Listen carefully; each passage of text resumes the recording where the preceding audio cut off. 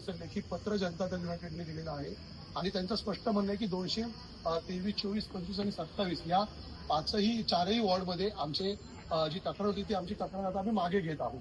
काय सांगाल याच्यावर? माझ्याकडे जी माहिती उपलब्ध आहे त्यातून असं दिसून येत आहे की 31 तारखेला जनता दल युनायटेडने एक तक्रार दिली इलेक्शन कमिशनकडे की त्यांना अर्ज भरण्यात 4 वॉर्डांमध्ये 211, 225, 226 आणि 227 या 4 वॉर्डांमध्ये त्यांना त्यांचे उमेदवारी अर्ज भरू शकले नाहीत ते.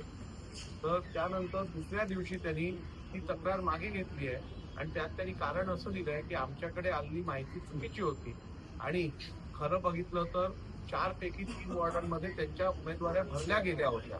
त्यामुळे एक असं दिसून येतं की उमेदवाऱ्या भरल्या गेलेल्याची माहिती देखील त्यांना नव्हती, तरी त्यांनी तशी तक्रार केली आणि ती त्यांनी परत घेतली आहे. त्यामुळे कुठेतरी या सगळ्या गोष्टीचा एक फेक नॅरेटिव्ह करण्याचा प्रयत्न केला जात आहे असं दिसून येत आहे.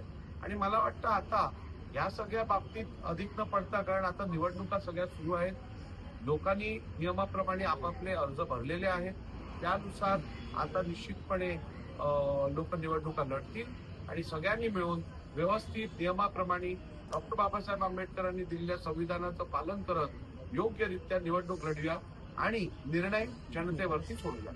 परंतु या संदर्भामध्ये आज पुन्हा एकदा हरिभाऊ राठोड यांनी तुमच्यावर आरोप केले की तक्रार जेडीएसने मागे घेतली, माझी तक्रार अजूनही काय ज्यांना तक्रार करायची आहे ते तक्रार करू शकतात, परंतु त्यात तथ्य नसेल आणि ते नाहीच आहे त्यावरती योग्य ती कारवाई इलेक्शन कमिशन करेल. उद्धव ठाकरेंनी पण तुमच्यावर काल टीका केलेली आहे, राजीनामा घेतला पाहिजे, निलंबित केला पाहिजे अशा पद्धतीचं. उद्धव ठाकरेंच्या केलेल्या टीकांवरती मी लक्ष देत नाही, कारण जुन्या दुखण्या ज्या असतात, जुन्या जखमा ज्या असतात त्या कधी कधी थंडीत अजून दुखून येतात, उजळून येतात, त्यातला हा प्रकार आहे.